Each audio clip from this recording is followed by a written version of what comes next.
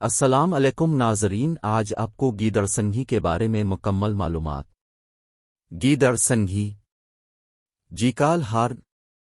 لوگوں میں گیدڑ سنگھی سے متعلق بے شمار غلط فہمیاں پائی جاتی ہیں۔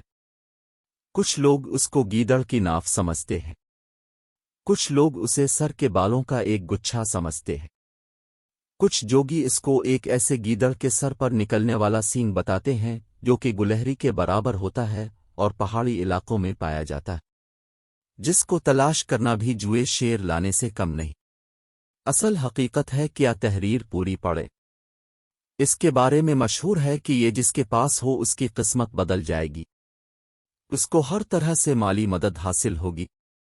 زیورات نقدی کے سیف میں گیدڑ سنگھی رکھی جائے تو وہ مزید بڑھیں گے، دولت اور کاروبار میں ترقی ہوگی، گمشدہ مال مل جایا کرے گا، غیب سے ہر طرح کی مدد اور خوشحالی حاصل ہوگی، دولت آنے کے ہر ذریعے میں کامیابی ہوگی، جوا، لاٹری، بانڈ، سٹا سب آپ کے حق میں ہوگا، کاروبار میں کامیابی ہوگی۔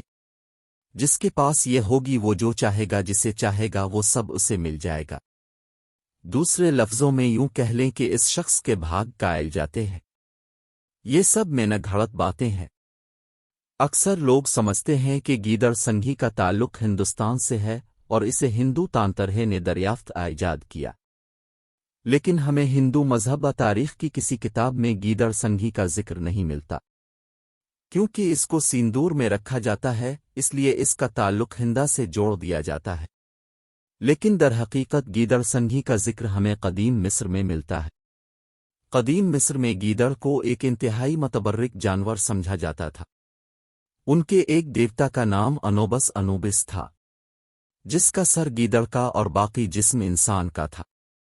اپنے اکثر قدیم مصر کے اہرام اور دوسرے قدیم عمارات کی دیواروں پر منقش شدہ تحاریر اور شبیہات میں اس دیوتا کی تصویر دیکھی ہوگی۔ اسی طرح قدیم مصریوں میں بلی کو بھی انتہائی مقدس جانور خیال کیا جاتا تھا۔ مصری لوگ گڑ سینگی نکال کر حنوط کرتے تھے اور پھر ایک خاص مرتبان میں رکھ کر اپنے خزانے میں رکھتے تھے۔ اسی طرح یہ رسم چلتی ہو صغیر اور تمام دنیا تک بھی پہنچی، اور زمانہ قدیم سے لوگ گیدڑ سنگیاں حنوط کر لیتے تھے۔ راجا مہاراجا اور بادشاہوں اسے اپنے خزانوں کے درمیان رکھتے تھے۔ کہا جاتا ہے کہ جب گیدڑ 100 سال کا ہو جاتا ہے تو اس کے سر پر سینگ اگ آتا ہے۔ یہ کہ یہ سینگ صرف گیدڑوں کے سردار گیدڑ کے سر میں پایا جاتا ہے۔ لوگ اس چیز کو بہت منتیں کر کے جوگیوں اور ملنگ لوگوں سے خریدتے ہیں، اور خریدتے وقت اس بات کا خاص خیال رکھا جاتا ہے کہ یہ زندہ بھی ہو۔ جی ہاں، زندہ۔ اور پھر بڑے پیار اور عزت سے اسے سندور اور خوشبوئی والی ایک چھوٹی سی ڈبی میں رکھتے ہیں۔ سندور وہی سرخ رنگ کی پاؤڈر نما چیز جیسے ہندو پت اپنی پتنی کی مانگ میں لگاتا ہے۔ سندور ایک کیمیکل ہوتا ہے جو اسے کیڑے لگنے اور گلنے سڑنے سے محفوظ رکھتا ہے۔ لوگ اس گیدڑ سنگی کا بہت خیال رکھتے ہیں اور پاک صاف ہو کر اس کے نزدیک جاتے اور اس کو ہاتھ میں پکڑتے ہیں، کیونکہ جوگی صاحب نے انہیں بتایا ہوتا ہے کہ اگر ناپاک حالت میں اس کے قریب جاؤ گے تو یہ مر جائے گی، اس وجہ سے آپ کا بہت بڑا نقصان ہو جائے گا۔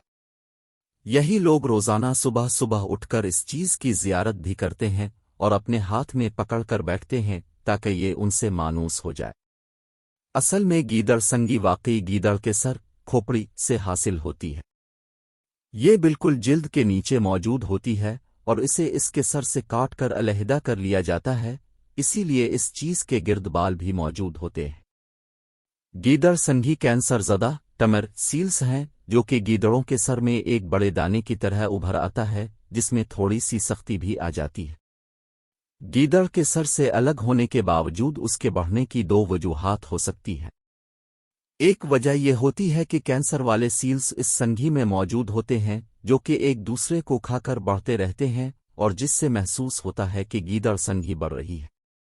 2 اس کے بڑھنے کی ایک اور وجہ آکسیجن کی غیر موجودگی کنڈیشن یا میں بیکٹیریا کی گروتھ کا جاری رہنا، ان کی تعداد کا بڑھتے رہنا بھی ہو سکتا ہے۔